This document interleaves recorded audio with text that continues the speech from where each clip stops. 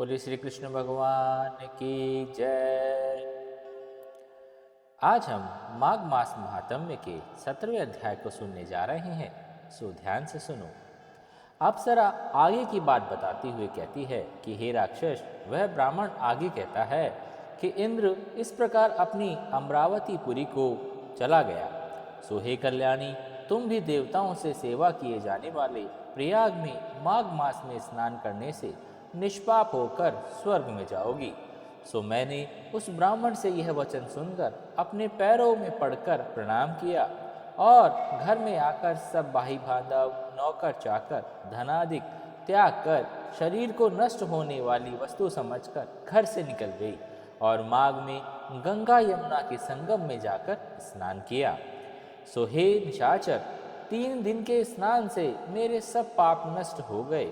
27 दिन के पुण्य से मैं देवता हो गई और पार्वती जी की सखी होकर सुख से निवास कर रही हूँ। इसलिए मैं प्रयाग के महात्म्य को याद करके सब देवताओं के सहित माघ में प्रयाग स्नान करती हूँ। सो मैंने अपना यह सब वृतांत तुमसे कहा है। तुम भी इस योनि में पड़ने और कुरूप होने का सब कारण कहो। तुम्हारी दाढ़ी, तुम्हारी मूछें बहुत बड़ी बड़ी हो गई है, पार्वती की गुफा में वास करते हो। निशाचर कहने लगा, हे भद्रे, सज्जनों से गुप्त बात कहने में भी कोई हानि नहीं होती। मुझको अब यह कोई संशय नहीं रहा कि मेरा उद्धार तुमसे ही होगा। सो मैं अपना सब वृतांत तुमसे बता रहा हूँ। मैं काशी में वेदों में ज्ञाता हुआ करता था। बड़े उच्च कुल के ब्राह्मण के घर में मैंने जन्म लिया था। मैंने राजा, पापी, शूद्र और वैश्यों से अनेक प्रकार के दान लिए। मैं दान लेने में चांडाल को भी नहीं छोड़ा।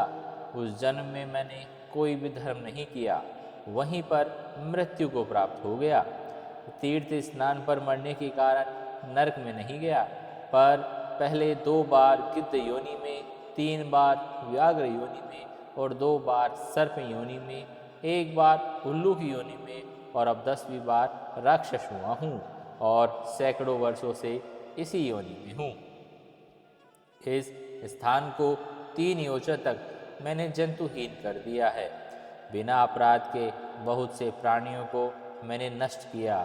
इस कारण मेरा मन अत्यंत दुखी है।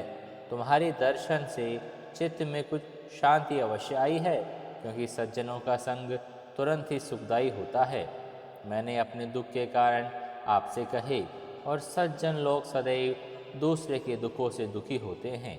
अब यह बताओ कि इस दुख रूपी समुद्र को कैसे पार कर सकता हूँ? क्या क्षीर सागर हंस को ही दूध देता है, बगुले को दूध नहीं देता? दत्तात्रेय जी कहने लगे। इस प्रकार उसने अपने वचन सुनाकर कांचन मालिनी कहने लगी कि हे राक्षस, मैं अवश्य तुम्हारा कल्याण करूँगी। मैंने दृढ़ प्रतिज्ञा की है कि तुम्हारी मुक्ति के लिए प्रयत्न करूँगी। मैंने बहुत बार प्रयाग में स्नान किया है। वेद जानने वाले ऋषियों ने दुखियों को दान देने की प्रशंसा की है। समुद्र में जल बरसने से क्या लाभ? प्रयाग में स्नान करने का 1 बार का फल मैं तुझे दे देती हूँ, उसी से तुम स्वर्ग को प्राप्त हो जाओगे। उसके फल का अनुभव मैं कर चुकी हूँ। तब उस अप्सरा ने अपने गीले वस्त्र का जल निचोड़कर जल को हाथ में लेकर महाग स्नान के फल को उस राक्षस को अर्पण कर दिया। उसी समय वह राक्षस पुण्य प्राप्त करके उस राक्षसी शरीर को छोड़ करके तेजोमय सूर्य के सदृश देवता रूप हो गया। आकाश में विमान पर चढ़कर अपनी कांति से चारों दिशाओं को प्रकाशित करता हुआ, शोभायमान होता हुआ कहने लगा, ईश्वर ही जानता है तुमने मुझ पर कितना उपकार किया है। अब भी कृपया कुछ शिक्षा दो, जिससे मैं कभी पाप न करूं।